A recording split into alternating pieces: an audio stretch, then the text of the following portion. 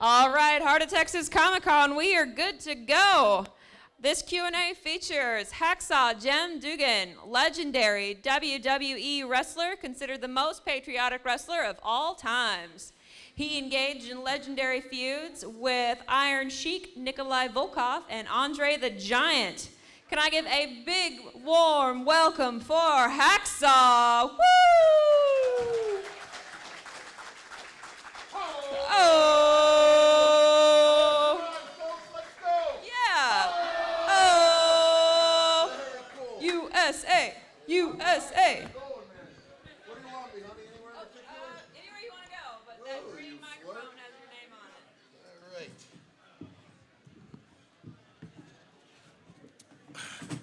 All right. Well, hello, folks. How's everybody doing today, huh? How about a ho, guys? Ho! Well, before we start the Q&A, I'll just give you a little quick rundown about my career. I've been wrestling now for 36 years. I broke in Dallas, Texas with Fritz von Erich. I played my college football for Southern Methodist University and met Fritz on a fluke, and he opened up the door to professional wrestling. And I went through 3 different characters before I found Hacksaw. So out of 36 years, probably 33 of them, I've been Hacksaw. And you know, it's been a good business for me. So many folks hear about Scott Hall or my good friend Jake the Snake Roberts. Myself, I've been doing it, like I said, 36 years. I've been with my wife for over 30 years. Never had to go to rehab for booze or drugs. No felony arrest, which is rare in our business, as you know. But so many folks hear the negative stuff about pro wrestling. They see the movie The Wrestler with Mickey Rourke, and they assume we're all like that. But there's a lot of guys that are successful in our business and have enjoyed it. And you know, some of the big misconceptions about wrestling, people say, well, you guys are all good friends, aren't you? I said, yeah, we all compete for the same money. We're real good friends. It's a very competitive business. Just a minute ago, I was talking to a young guy. He says, you know, I want to be a WWE wrestler. I said, well, chase your dreams, because who would have ever thought Daniel Bryant would become a huge wrestling star? But realize that this year there's 1,500 NFL football players in the NFL. There's probably 800 NBA basketball players. There's only 120 WWE wrestlers. It's television, actually very competitive business. It's more competitive than sports. And speaking of sports, you know, this last weekend I did an event up in Des Moines, Iowa with the NFL guys. And I asked them, world champions? I'm like, where in the world have you guys been? You know, it's amazing the appeal of wrestling around the world.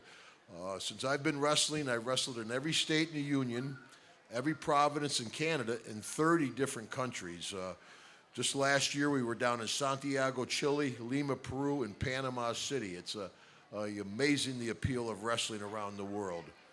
But I know some folks got some questions, so we'll go ahead and jump right into the questions if you'd like, folks. Just raise your hand, guys. Yes, ma'am. I know you. There you go. Right up here in the microphone, folks. Hi. All right. The two questions I got for you is one from my friend Brett. He asks, what is your favorite moments in WWE? Well, there's no question, you know, since I've been wrestling, I was never like world champion. I was never tag team champion. But as a kid, I grew up in upstate New York, and my dad would bring me to the Madison Square Garden to watch the NIT basketball tournament as a young man. So as to be a pro wrestler, to pull up in front of Madison Square Garden and see your name on the marquee, Hacksaw Jim Duggan versus Andre the Giant, it was a double whammy to wrestle in the Garden and wrestle Andre. And my second question is, can you be my wrestling trainer? Can I what, honey? Be a wrestling trainer for me. A wrestling trainer for you? Well, I don't know, honey, but like I said, you know, chase your dreams, because who knows what it takes to make it in professional wrestling. But my schedule is so hectic, it'd be hard to train you, honey. But there's a lot of great training schools throughout Texas. All right, thank you. Sure, of course, honey. You could be the next Nikki Bella. Yeah, there you go. If anyone has any questions, there's a microphone right there. And also, if you raise your hand, I'll come to you. Like, I don't mind being mobile. Or just shout it out, guys. Okay, so how has the industry changed from when you were an active wrestler to now? Well, I don't think anybody realized how popular wrestling would become. You know, back in the old days, we'd wrestle in the Sam Houston Coliseum or the Sportatorium in Dallas. You do National Guard armories and high school gyms. It was a very regional business. And what Vince McMahon did is he went around to all the small territories, got all the top talent, brought us up to New York and started the WrestleMania series and put a lot of the smaller companies out of business. So it's changed from just a little regional company to a worldwide powerhouse that goes all over the world. It's interesting. Do you Yep. watch? Go ahead. No, you. Go ahead, brother. I was just going to ask, who did you enjoy wrestling the most, and who did you hate wrestling the most? Sure. Well, the guy I enjoyed wrestling was any of the second generation guys like Ted DiBiase, Jake the Snake Roberts, Kurt Hennig, guys that grew up in wrestling with a wrestling father. Usually knew the business much better than like myself. I didn't start wrestling until I was 25, and it took me 5 years to figure it out. But Ted DiBiase, I wrestled Ted thousands of times all over the world, and he taught me a lot because he was a second generation wrestler, and I learned a lot from Ted DiBiase. Who did you not like to wrestle? Oh, well, I joke. I say sometimes I still wrestle on these independent shows, and the kid I wrestle is always 6'5", 300 pounds, 25 years old. He's like, Mr. Duggan, are we on TV? I'm like, I hope not, son, I'll tell you. But it's always better to wrestle somebody that's been in the business a little bit and understands a little bit, because you kind of got to protect each other. You know, a lot of folks got the wrong conception of wrestling. Say, well, it's fake. It's not really fake, it's fixed. You might know who's going to win or lose, but when they pick you up and slam you, they really pick you up and slam you, you know. And that's the old joke among wrestlers. You're always a phony wrestler until you go to court. You go to court, it's a whole different deal. So nowadays, it's even hard to go out without security, because if you meet 100 folks, 99 people are cool, but there's always one guy, you want to arm wrestle me, Hacksaw, you know, you look bigger on TV. But in general, most folks are great, and it's humbling to be remembered this many years after my heyday. Thank you. Sure. Hi. Hi. I was wondering what would be your dream match? What would be my dream match? Well, Like your dream opponent. Like my dream opponent. Well, you know, I wrestled The Rock's grandfather. I wrestled The Rock's father. I make it The Rock at WrestleMania. Ho! Not a chance in the world, but that'd be a good one for me. Thanks. Hello, Hacksaw. Hi. I got two questions Sure. for you.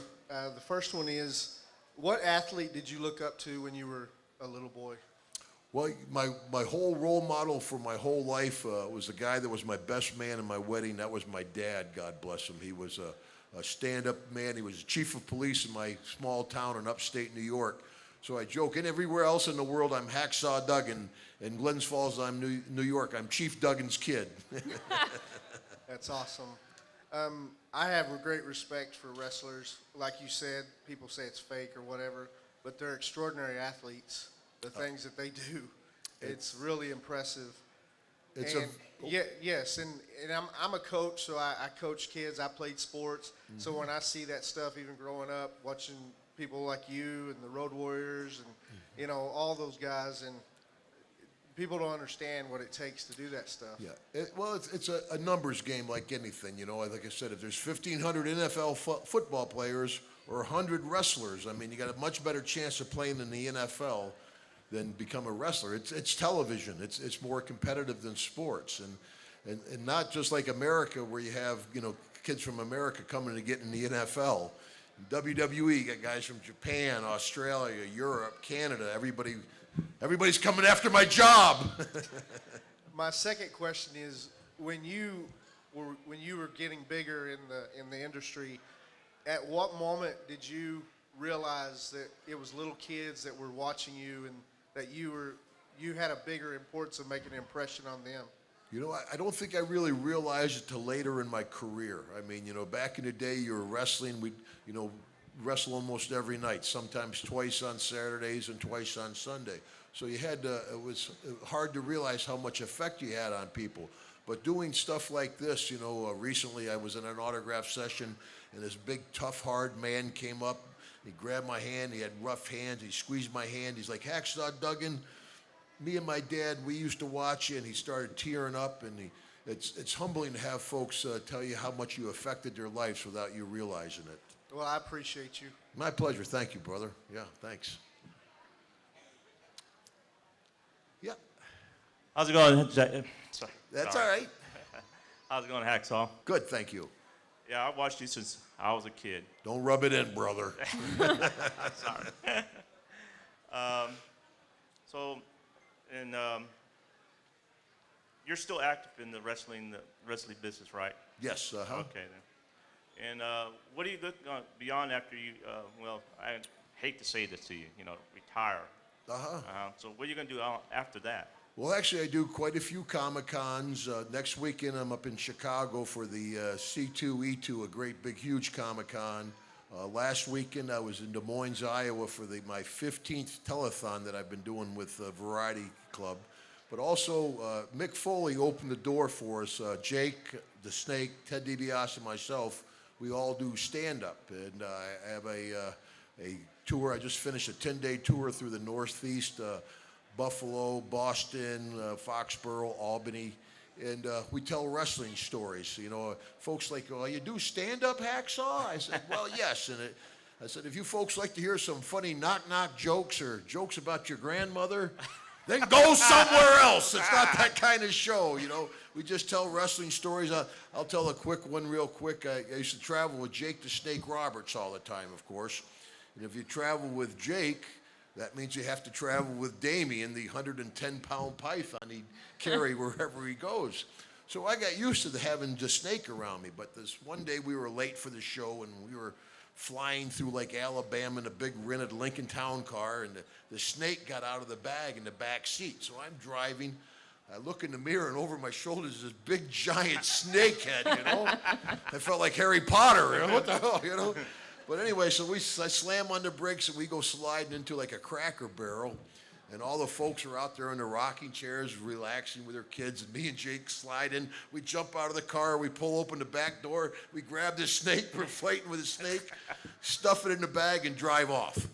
So to this day, people are going, you're not going to believe it. These two guys had a giant snake in the back of their car. But it's stories like that, stories about Andre the Giant, stories about Bret Hart, and folks seem really interested. I have a 10-day tour coming up in Scotland and England. It's like I said, it's amazing the appeal of wrestling. Okay, just one more question. Sure. Are you also teaching wrestling to other younger generations? I'm sorry? Are you teaching younger generation wrestlers? No, I don't teach to my. I'm not that coaching type personality, and I don't watch much wrestling. I said that'd be like a butcher watching him cut meat on his day off. After 35 years, last thing I want to watch is wrestling when I'm home. Oh, okay then. Thank you for your time, sir. My pleasure. Hi, how are you? Good, buddy. Hey, what do you think about Shane McMahon coming back to WWE? Well, I think that shows that the WWE is having trouble with their programming if they got to bring Shane back. I mean, Especially if he's wrestling at WrestleMania. Well, I think, I like Shane, and that's another thing about Vince McMahon. I just recently did a talk show in Atlanta, and this young kid just got fired from WWE.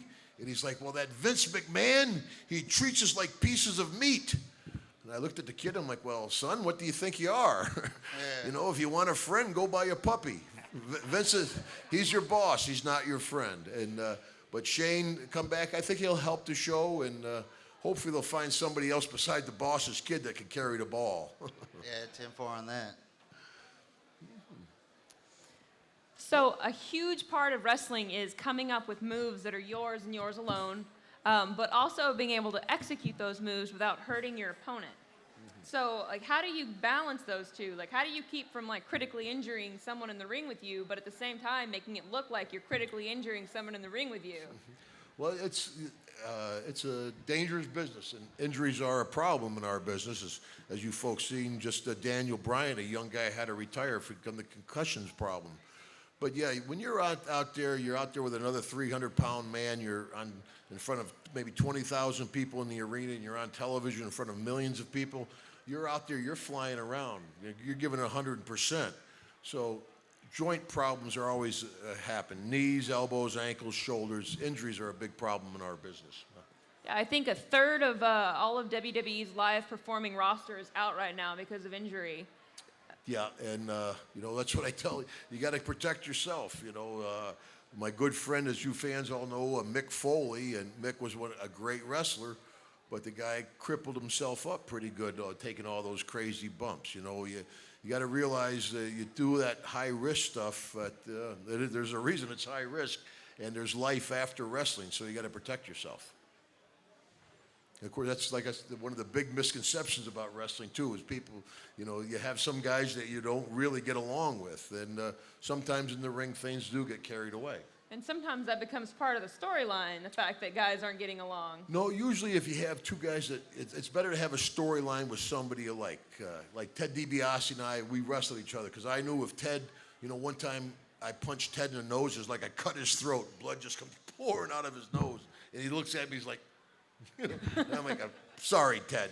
Where if it was somebody else, that it was called, you get a potato, you give a receipt. And things sometimes escalate. But usually at this level, you take care of things backstage and don't handle it in front of the people. Brother, you got a question? Yes, sir. So I know recently you did the Legends House for the Yes, WWE yeah. Network. I was going to ask, do you still keep in touch with some of those guys? Well, Roddy Piper and I became best friends over that deal because it was funny, they took 8 of us, put us out in a mansion in Palm Springs, California for 5 weeks. And when I got there, they're like, well, you have to have a roommate. And I'm like, well, I haven't had a roommate since college. What are you talking about? And they're like, and you're rooming with Piper. So I didn't really know Pipe. So the first 2 days, we just kind of like, yeah, how you doing, brother? We're just eyeballing each other. But then we became friends. Our families became friends. The fans called it the bromance as it grew. But, of course, he broke my heart with so many else when he recently passed away. But the other guys like Hillbilly, I don't see too often. Jimmy Hart I see every once in a while, but everybody lives in different parts of the country. That's one thing with wrestling. You can live anywhere you want as long as you're near a major airport. So guys are sprinkled all over the country. All right. Thank you for your time, sir. Sure, my pleasure. Thank you. Hi, honey. Hi. There we go. Okay, this is from my 11-year-old brother. He's in New Hampshire. And so he asked if it was hard to keep up rivalries in public. I'm sorry? Hard to keep up the appearances of rivalries in public. Well, I think before it turned to sports entertainment, they were much more careful about bad guys and good guys riding together.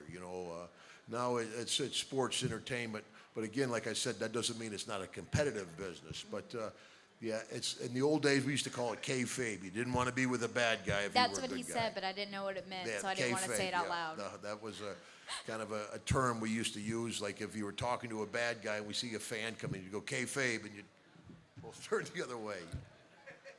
And then, do you remember I talked to you earlier? I sent my friend Sean from the Air Force. That's who I got the autograph for. He said to tell you that he loves you and he remembers watching you with his dad like all the time. Well, thank you. And You know so what? that you were a really great inspiration for him. And that's one thing the WWE never really thought got enough credit for. Vince McMahon would take his whole show during the Iraqi war right to downtown Baghdad, to Camp Victory in Baghdad, and put on a show. We do it a lot with the military, which is our honor. Yeah. Yes, young guy. Who's your favorite wrestler today? My favorite wrestler today, I like Dolph Ziggler. I don't know, you know Dolph, because WWF was my heyday where I wrestled Dusty Rhodes and DiBiase and or Bob Orton. Then I came back to WWE. I wrestled Orton's kid, DiBiase's kid, and Dusty's kid. So as a member of the WWE, I wrestled against the Spirit Squad. So I wrestled Dolph back then. So he's a good young talent, and he's got the look to be the marquee guy in the WWE. You got to have that good body, handsome young guy, and he's got that look. So I could see him being the marquee guy coming up. And I wanted to ask, what's like your favorite match that you've done? Well, my favorite match, I think, was earlier with Andre the Giant and Madison Square Garden. And, of course, Andre could be an irritable giant, I'll tell you. You know, a lot of times I get on the airplane, I'd be sitting next to a businessman. He said, man, I had a rough day. I'd be like, brother, let me tell you, I just got done with a giant. Thank you. Sure, of course. What did you think of South Park's episode about wrestling? Well, I think everybody likes to take a shot at wrestling, and South Park is one of them. I mean, you know, it's kind of, you know, the stepchild of sports. People, you know, always like to take shots at wrestling. But then again, like I talk to the NFL guys, I'm like, world champions. You know, the only people that can compare sports-wise with WWE, of course, is soccer.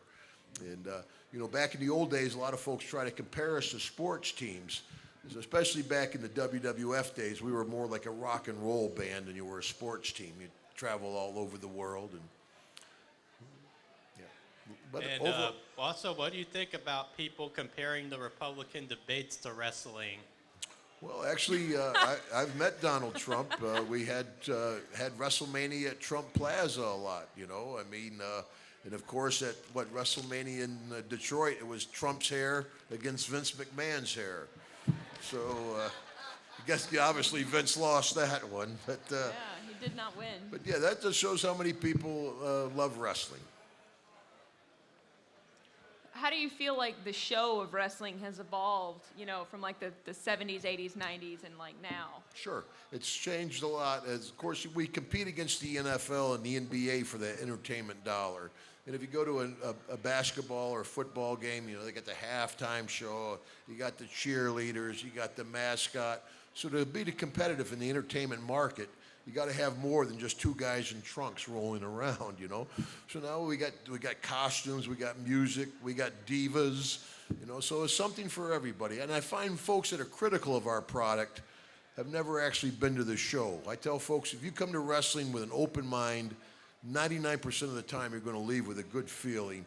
You know, you come down, you cheer the good guy, you boo the bad guy, or you go sit in a movie for 3 hours. Yes, sir, young guy. Which wrestler were you saddest to see retire? Which wrestler did I admire? Which wrestler were you sad when they retired? Which wrestler were you sad when they retired? Which wrestler was I sad when they retired?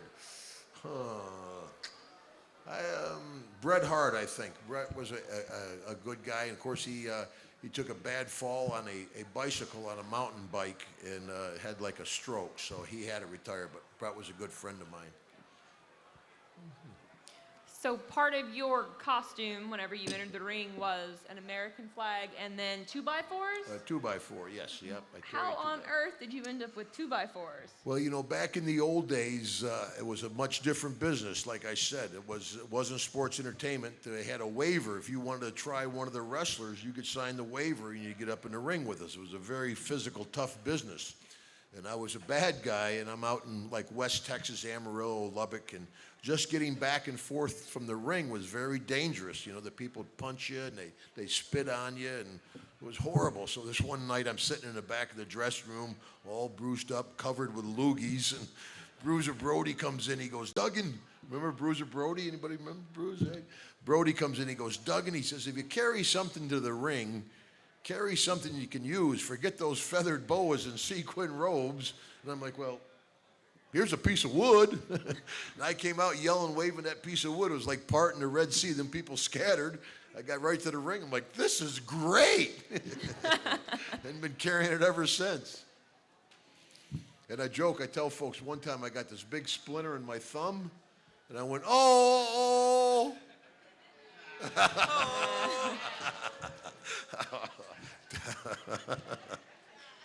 Yes, sir, young man. So I have two questions that don't really have to do with your career, but more about your personal life. Sure. First one, what's your favorite sport besides wrestling and your favorite team from that sport? My favorite sport? Well, football was my main sport. Actually, in high school, I won the New York State High School Wrestling Championship. My shot put record from 1973 still stands today at my high school. I'm like, what a bunch of wimps up there in Glens Falls. But But football was my main sport. I was highly recruited by Ohio State with Woody Hayes, Joe Paterno at Penn State. But I played my college ball for SMU, and I played 2 years pro ball, and then made the move to wrestling. But my favorite sport, I like collegiate football. And my second question, over your career, you've wrestled a lot of people. So I have a would you rather question for you. Would you rather fight one horse-sized duck or 100 duck-sized horses? I think the one big, because I've wrestled every giant there is. You know, that's one thing in wrestling. You know, from Umaga, John Studd, The Big Show, Kali, you know, Umaga. They're like, Duggan, come here. Get your 2x4. I have to wrestle every giant there is. So give me a big duck and I'll take him down, brother. Ho! Thank you. Sure, man. Thanks. So how has Vince's role in the company changed since Stephanie, his daughter, sort of assumes more of a role of authority? Well, I think a lot of that is on camera. I think Vince McMahon created WWE where, you know, he mortgaged everything he had. He took a big chance on making the WWE, and it's his baby. And the guy is a workaholic. I mean, he's one of the first guys at the building at TV, and we have to be at TV at 1 o'clock in the afternoon. We don't go live to 8. And he's one of the last guys to leave the building. You know, he loves it, and I think he's still very hands-on. So what does like the day-to-day look like for Stephanie there? I know she's on camera a lot, and she does a lot of stuff with the Divas Revolution. Right. I watch Total Divas. Right, yes. Well, I'm sure, yes, Stephanie and Triple H one day will take over completely, but I think Vince is holding on. Yes, sir. Hey, would you mind telling us some of the failed characters or some of the characters you tried early on? Oh, sure. Yeah. Well, that's a big deal. You got to find the right character in your profession. You know, there was no way I was going to be handsome Jimmy Duggan. You know, that wasn't going to work. But I started off as big Jim Duggan with short hair and clean shaven, and I wore a long gold bathrobe to the ring, which I thought was pretty cool. And Vince McMahon Sr. called me in the office. He said, "Kid, you might have a future, but come up with something better than Big Jim and get rid of that gold bathrobe." So then I wore a mask for a while, and I wrestled as the Convict. And again, I tried to dress it up, and I put little C's on my mask for the Convict, but the fans were like, "Why'd you put those ears on your mask?" I said, "They're not ears, they're C's for the Convict." So that didn't work. And then I went as Wild Man Duggan, and I wore a fur with chains on it, and I grew my beard real bushy, and that didn't work. And so I evolved into Hacksaw. So out of 36 years, probably 33, I've been Hacksaw. So back when you were wrestling, you took on a guy named Nikolai Volkov, and that was during the Cold War, right? Right, yes. So what was that like? Well, you know, it's been my honor to carry our flag, you know, for many, many years. I carried the 2x4 before the flag, but when I was in Mid-South, Ted DiBiase hooked up with Skandar Akbar, and I said I wasn't going to do that. And I've been carrying the flag since, and it's been my honor to carry our flag all over the world. And I tell you, there's nothing like it to be standing in the middle of an arena with, you know, 60,000 people, standing there with the flag, and quiet, everybody, quiet, quiet. Let's do it together. USA! In a place where I tell you, man, it gives me goosebumps to this day. You know, folks say you get tired of it, Hacksaw. I might get tired of it. I'm going to get a walker made out of 2x4s and go down to the ring with it. It's my life's blood. I love it. Yes, sir. Hacksaw, how does it feel winning the first Royal Rumble? Well, thank you. There's a guy that knows his wrestling history. Yeah, that was the kind of a big feather in my cap. I won the first ever Royal Rumble, which is one of the bigger WWE pay-per-views. Of course, back then, we didn't realize how big the Royal Rumble would become, or the WWE, in fact. And so it was just another show, and we drove off and did the other day. But now looking back at it, that's kind of the big feather in my cap, I guess. All right, thank you. Sure. So were you an active wrestler when they transitioned from WWF to WWE? Yes, yep. What was that like when you heard your first announcements the Pandas were suing? Well, actually, one of the more popular shirts you see is WWF has got one panda hitting another panda with a chair, right? Those guys saw it. Yeah. But actually, I was at WCW at the time when WWF changed their name. I went down to WCW where my first week down at WCW, I beat Stunning Steve Austin so bad, he had to shave his head and change his name to Stone Cold. I should get a kickback all the money he's making as Stone Cold, you know. Oh, he's great. I'm a big fan of his. I watched wrestling back whenever he was active and whenever The Rock was active. And That was kind of the Attitude Era, yes, yeah. did you have a question? Yeah. King Hacksaw, yes, I was king of wrestling for a while. That's when I had the cape, the crown, the flag, the board, the thumb, the tongue, the hoe, and the crossed eyes, right? That is a And list. I come back and Chief J. Strongbow's the producer. He goes, Duggan, we want you to be a little more serious in the ring. I'm like, you're kidding. I'm carrying it. And then Bobby Heenan used to tell Vince McMahon, he goes, you know, Vince, Duggan needs an eagle. You should get Duggan an eagle. I'm like, Bobby, shut up. He'll do that as a joke, you know, because Jake had the snake, Bulldogs had Matilda, Coco had the bird, Ricky the Dragon had the iguana. Like, I don't want an eagle. So how'd you get the title Most Patriotic Wrestler? I know I've tried to do that to a lot of guys. You know, Hogan's carried the flag for a while, Sergeant Slaughter. They tried to push me out of it with Lex Luger and the Lex Express and all that. But, you know, there's nothing fancy, Dan, about Hacksaw, you know, just a 2x4 and the flag of the United States of America. And I think the folks see that it comes from my heart. It's not something they put on me. When I'm standing out there cheering USA, it's from the heart. And I think that's people say, what do you attribute your longevity to? And I think it's just people see, hopefully, that I'm genuine. So you were also a cancer survivor, and you fought it back relatively quickly? Well, I survived cancer. I don't ever say I beat cancer. I survived cancer. It was a terrifying ordeal for me. Almost 17 years ago now, you know, I was passing blood, and I went to the doctor, and I knew the doctor. I'm flirting with the nurses. I'm having a good time, and the doctor comes in. He goes, Jim, it's cancer. It was devastating. I sat back in my chair. My two daughters were young. It was a terrifying ordeal. And I spent the week before my surgery crying and praying in my daughter's room. I just wanted to survive it. But with the grace of God and early detection, it saved my life. So I do a lot of work with the American Cancer Society. And like myself, a lot of folks are afraid to go get it checked out. But if there's something wrong, boom, get it checked out. They can save your life. Do you get to do anything with like Make-A-Wish? Oh, honey, we do a bunch of charities, sweetheart. Yeah, like I said, last weekend was my 15th year with a variety telethon. We raised $3.8 million last year. Man, that is awesome. That's nice. Yeah, I do an awful lot of charity work. And the WWE does too. Special Olympics, Make-A-Wish, you name it. We do an awful lot of charity work, which is our pleasure. So who's your favorite all-time female wrestler? Ooh. Well, now that's the old joke. They're all divas, right? You know, back in the day, you know, they were a lady wrestler was a lady wrestler. I don't know if Trish Now Stratus they're would all like young, being called a beautiful diva. divas, right? Yeah, so we're out having dinner. The guy asked my wife, he says, aren't you worried about Jim being around all those young, beautiful divas? My wife's like, no. I'm like, thanks, honey. You can't be a little worried? Of course, I'm like, hi, Tori. Hi. Well, I like Scary Sherry. I thought Scary Sherry was a sensational. Sherry Martel was a great wrestler. God bless her. Yeah, a tough woman. Yes, sir. Thank you. It's nice to be in the WWE Hall of Fame.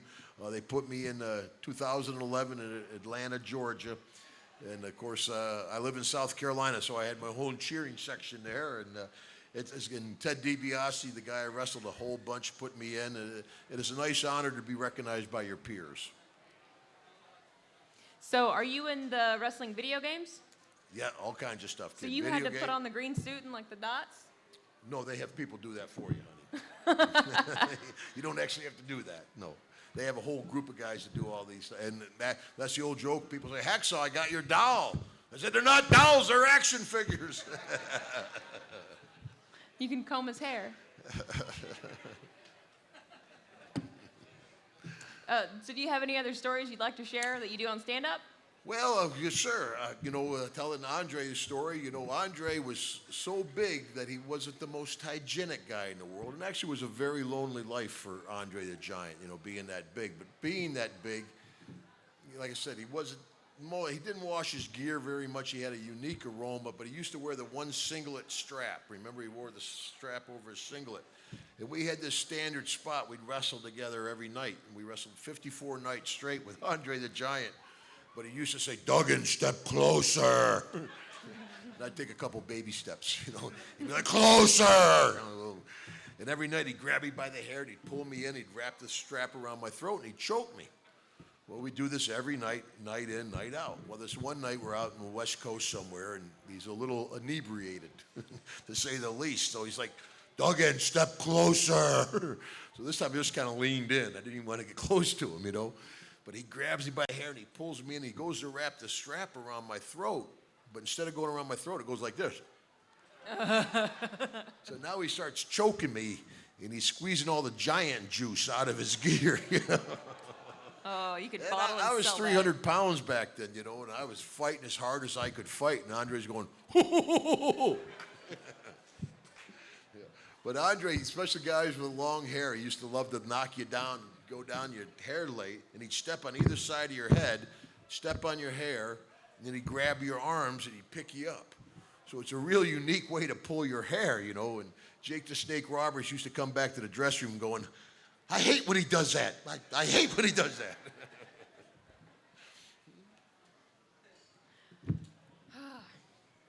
I Okay. can show you my best move. I don't think I could survive it. I'm sort of made of glass. So right now you're touring. You're doing stand-up comedy. That's right, yeah. I just did a 10-day tour through the Northeast, Boston, Buffalo, Albany, Binghamton, Watertown, Glens Falls, yeah. Got another one coming up next month, Kansas City, Chicago, Detroit, Toledo. In August, I'm all through Scotland and England. And it's pretty much just wrestling stories. And folks, enjoy kind of backstage. Even if folks aren't wrestling fans, people are usually intrigued by our business. And it's, good to kind of pull the curtain back and see a little about wrestling most folks don't know. Yeah, a lot of people that like wrestling watch Total Divas because they break kayfabe, and you get to see behind the scenes people interacting that are friends, and sometimes it's the first look you get, behind the scenes at how these people interact. Mm-hmm. And I think that's really, really neat because it's an industry that doesn't often show itself for what it really is. Right. And that's Legend House that a lot of folks watched. It was the old timers, same type format, a reality type show. But it opened us up to a whole new generation of fans. A lot of people come up and say, I'm not a big fan of you wrestling, Hacksaw, but I loved you on Legend House. It's pretty cool. Well, cool. So you've got a lot of traveling.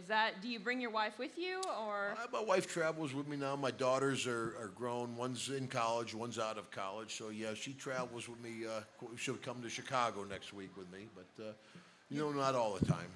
So a lot of dynasties. Oh, I see. A lot of dynasties wrestle. Are your daughters not interested in taking up the belt? No. It's like I said. It's a very tough business. It's much harder for a woman, and they enjoy wrestling, but it's not what they want in a career. Oh, what was your question?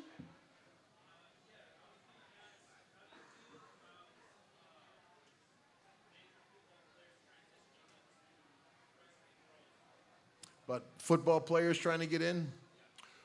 Well, I think they're missing the boat because they're recruiting guys like football players and bodybuilders. But the guys that really love our business are those guys on the independent shows, the small shows you see that there's a company here in this area that runs, right. I mean, those are the guys that really love the business, and they're just hungry for that break, for that opportunity. So instead of giving some, football player the fast track, I think they should look for some of the independent guys. Of course, that's why I'm not in the office. Did you watch Daniel Bryan retire? Did you watch him announce that he wasn't going to be wrestling anymore? No, I didn't. I joke. I said that'd be like a butcher watching him cut meat on his day off. Well, all right. So we have time for one more question. If anybody has any they'd like to ask Hacksaw. Nope. Here comes a young lady, I think. Nope. No, I thought you had a question, sweetheart. No, I think she's looking for someone. She's lost. Yeah.